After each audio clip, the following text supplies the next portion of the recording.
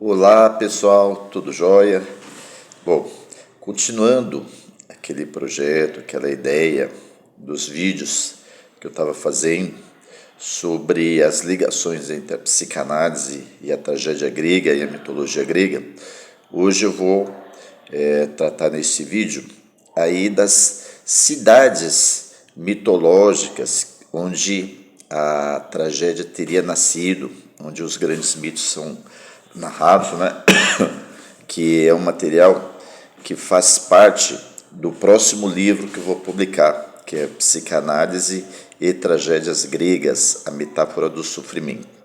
Então eu vou falar para vocês sobre duas cidades que são fundamentais na mitologia grega, que é a cidade-estado, né, a polis de Tebas e de Delfos, onde se localizava o famoso oráculo de Delfos.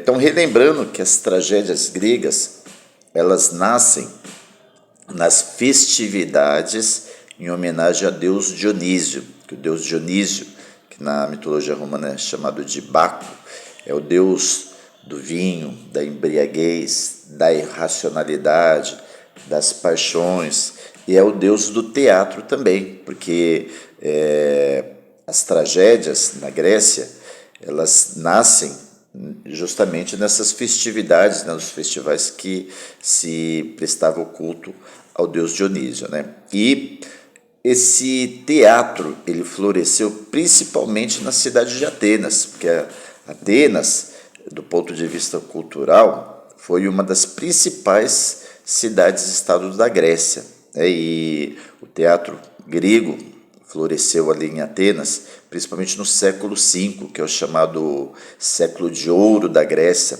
que é o século de Péricles, em que floresceu a democracia sob o governo do Péricles, a filosofia, o século de Sócrates, Platão, Aristóteles, as artes, a oratória, e principalmente o teatro, né? A cultura grega ela floresceu muito. E, de certa forma, tanto o teatro quanto as tragédias, elas são frutos ali da democracia. Né? A democracia favoreceu muito o desenvolvimento dessas artes. E as tragédias, elas têm como objetivo tratar principalmente os grandes dramas e as grandes mazelas da existência humana. Né? Então, as tragédias, quase todas elas têm essa questão da morte, do parricídio, do matricídio muito forte. Né? Então, Aristóteles faz uma análise de que quando o cidadão estava ali assistindo a peça de teatro, ele se emocionava com os personagens, ele se identificava, chorava, no caso quando eram as comédias, ria, gargalhada, e nesse processo emocional ele vivia o que o Aristóteles chamou de catarse, que é a descarga emocional, né, a partir dessa identificação com os personagens. Tanto que o Freud, quando ele, no início da psicanálise, ele usava o que chama de método catártico, que era o método assim do sujeito entrar em contato com aqueles traumas, aquelas situações afetivas intensas e descarregar esses afetos, né? Então, esse termo da catarse vem do teatro grego, né? Então, as tragédias, elas tratam principalmente da questão do destino, os conflitos familiares, as mortes em família, que acontece muito aí nas tragédias gregas, um exemplo aí da história do Édipo, né? E, embora o teatro ele floresceu principalmente em Atenas, né, as tragédias, as narrativas das tragédias, as narrativas míticas, elas se passam em Tebas. Muitas delas, a grande maioria, se passa em Tebas. Tebas está associado ao nascimento de Hércules, a questão histórica lá das narrativas sobre o Édipo, que mais?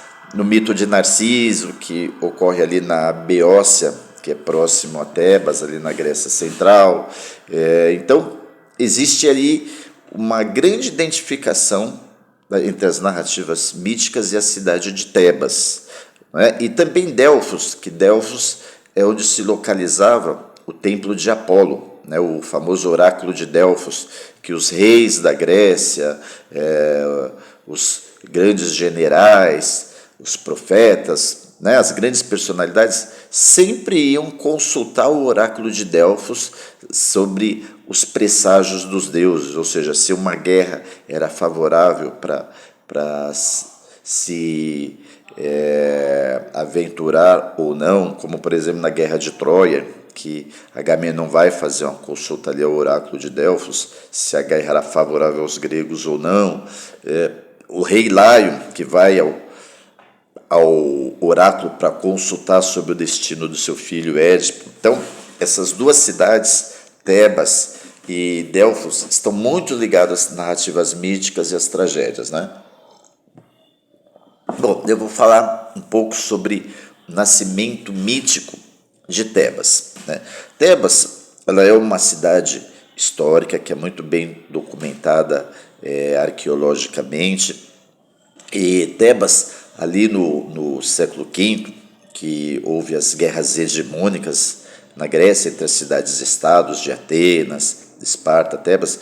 Tebas ela chegou também a ser uma grande cidade dominante ali nesse período da Grécia, quando ela derrotou Esparta, ali no ano, se não me engano, 371, na famosa Batalha de Leuctra, que sobre a direção dos generais Epaminondas e Pelópidas, Tebas venceu Esparta e se tornou a principal cidade hegemônica da Grécia naquele momento, né? Só que, algum tempo depois, Tebas foi massacrada pelo exército macedônico, né? O Império Macedônico, que estava sob a direção de Dario I e Alexandre o Grande, né? Que foi um grande imperador grego da antiguidade, né? A dominação de Alexandre o Grande começou ali sobre a derrota, né? Sobre Tebas.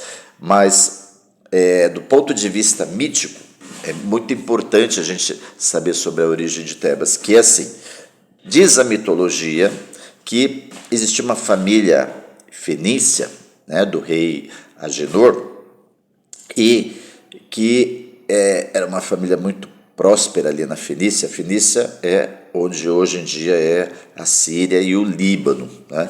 Aquela região ali era a região da Síria. E o rei Agenor, entre outros filhos, tinham dois famosos, que era Cadmo e a princesa Europa.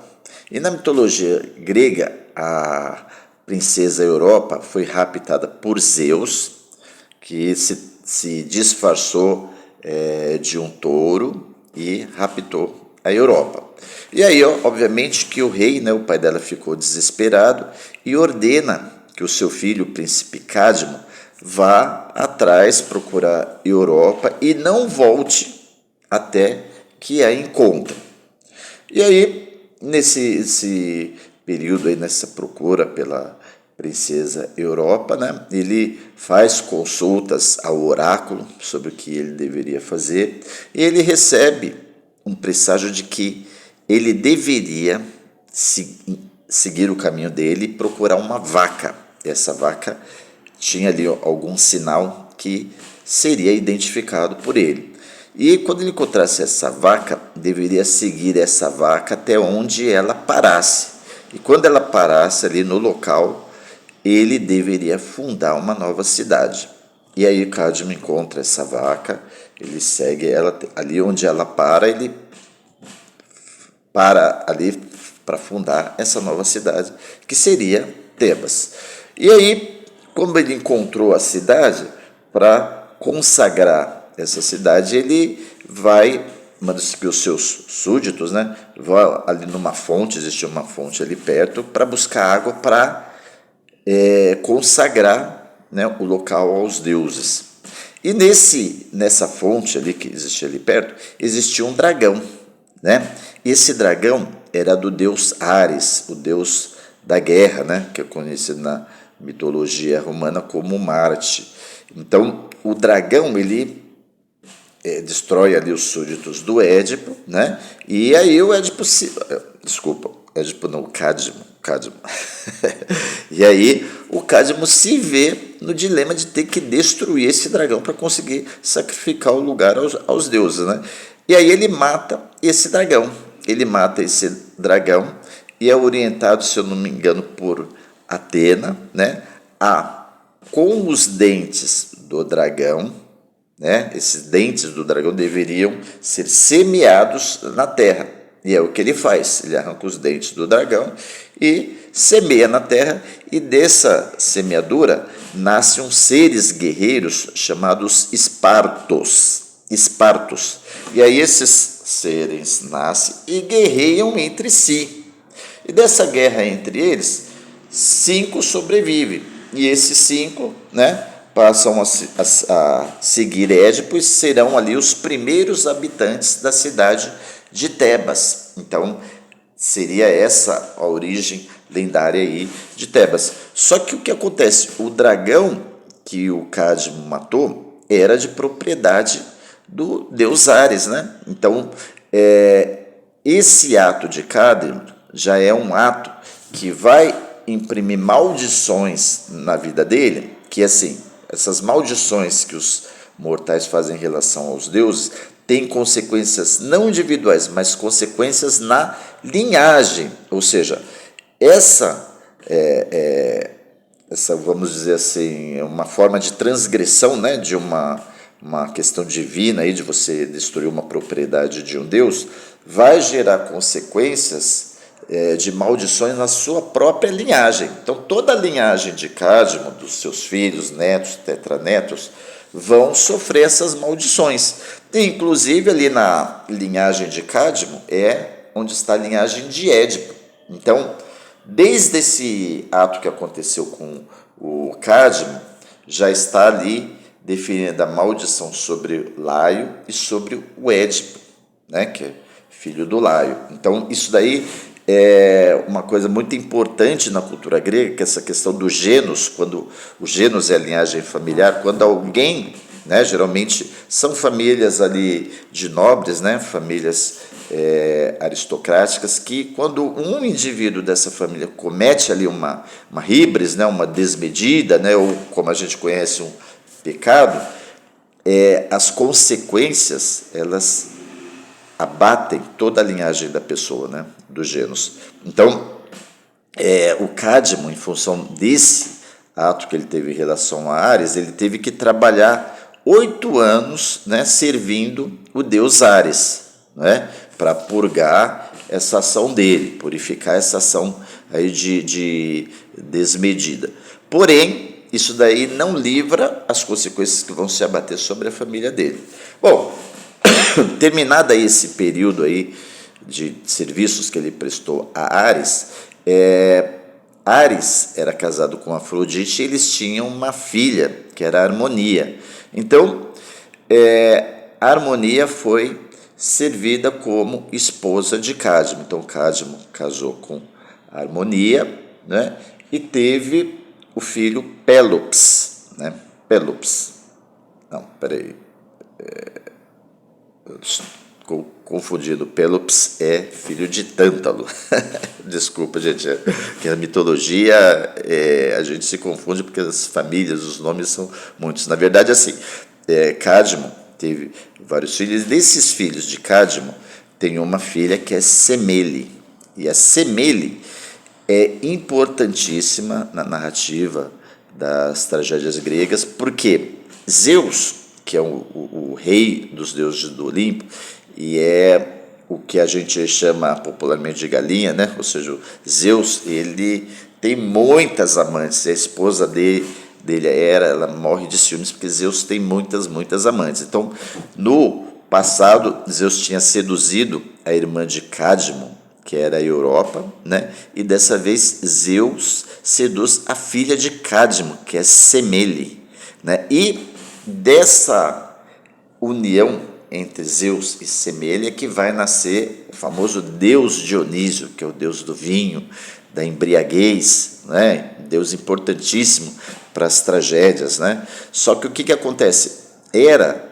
Que era esposa de Zeus, ela morre de ciúmes, ela descobre ali o caso entre Zeus e Semele, e aí ela se disfarça de uma idosa e chega na Semele e fala: olha, você está acreditando mesmo nesse papinho aí de Zeus, dele te amar? Por que você não pede para ele se manifestar então na face dele, de Deus, para você comprovar se ele realmente é o Deus ou se é um charlatão que está te enganando? E aí ela cai nessa história e vai fazer esse pedido a Zeus para que ele se manifeste, né, no seu esplendor divino. Só que o que acontece? Nenhum mortal suporta ver um Deus cara a cara. E quando Zeus se manifesta ali na sua luminosidade, no seu esplendor, a Semele não suporta ver todo aquele esplendor e morre, né? E morre. Que o ser mortal, quando contempla um Deus frente a frente, não suporta, acaba morrendo. Então a Semele morreu. Só que ela estava grávida de Dionísio. Então aí Zeus descobre que ela está grávida, tira o feto dela e costura na sua coxa, né? Costura na sua coxa e leva a gestação. Aí o Dionísio vai nascer da coxa de Zeus, né? E o Dionísio, nas versões dos cultos órficos, pitagóricos, os mistérios de Eleusis, que eram os cultos de mistério, né? Os cultos ocultistas, eles têm uma tradição de que o Dionísio ele era uma reencarnação do Dionísio Zagreu, que foi um deus anterior que morreu e ressuscitou. Então tem toda uma simbologia do renascimento, da transformação, né, no ocultismo. Então tem essa tradição que o Dionísio seria uma reencarnação do Dionísio Zagreu, né? Então esse é o nascimento do Dionísio. O Dionísio é um deus do Olimpo, né, o deus da embriaguez, do inconsciente, né, do esplendor, da intensidade. E então, assim, Dionísio, sendo neto de Cadmo, Dionísio está na linhagem de Édipo, né? Então vocês veem que a importância da cidade de Tebas, que é onde se passa aí esse mito aí da fundação. Cadmo casou-se com Harmonia, né? E teve esses filhos, Semele, que vai dar a luz a Dionísio. Então tem essa ligação fortíssima com Deus Dionísio, que é justamente o deus das tragédias, e que grande parte das tragédias gregas se passam lá. Então Édipo está ligado à cidade de Tebas, né? E então, assim, toda essa linhagem de Édipo, que vem já desde Cadmo, cada uma dessas gerações vai sofrer uma maldição, não é? Então, para a gente não ter que explorar toda a linhagem, que isso ia levar umas 3 horas de vídeo, vou falar do pai de Édipo, Laio. O pai de Édipo, Laio, houve um período ali, quando ele era jovem, que teve uma guerra ali em Tebas, e ele saiu de lá e foi buscar refúgio em uma outra cidade. E lá ele foi acolhido pelo rei Pélops, né? Pélops acolhe ele em casa e o Laio ele passa a ser preceptor, né, o educador do filho de Pélops, que era o Crísipo. E aí o Laio se apaixona pelo Crísipo, rapta o Crísipo, foge com ele e abusa do Crísipo, né? E aí o que acontece? O Crísipo acaba se suicidando.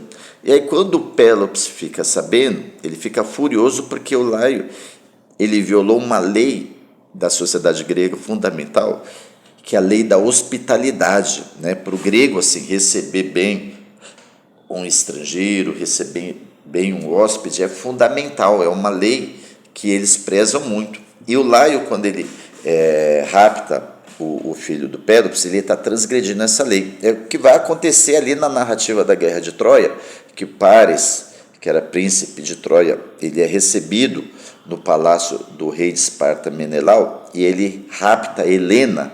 Isso daí também foi uma transgressão dessa lei de hospitalidade que levou à Guerra de Troia, né? Então, voltando aqui ao Laio, que ele rapta o Crísipo, dessa situação, e o Crísipo se suicida, o Pélops, ele amaldiçoou Laio, amaldiçoa ele que o filho dele iria matá-lo e desposar, né, a mãe. Então, Laio tem aí já essa maldição que se torna quase que uma profecia, né? E, de fato, ele vai fazer uma consulta ao oráculo de Delfos para saber sobre a sua linhagem, se ele poderia ter filho ou não, e o oráculo adverte ele que, se ele tiver filho, isso vai acontecer. E ele, assim, evitava ao máximo a aproximação com a rainha Jocasta para justamente não se cumprir a profecia. Mas eis que a rainha engravida, a rainha Jocasta engravida. Então, com medo de que essa profecia e essa maldição se cumprisse, ele manda que os seus súditos levem Édipo, furem o pé dele, levem e dê um jeito de matá-lo, né, para que ele não cumpra a profecia. E aí tem toda aquela história que a gente sabe, né? O Édipo foi encontrado e criado pela família real de Corinto, e aí tem toda a situação, o desenrolar ali da tragédia Édipo, rei de Sófocles, que ele retorna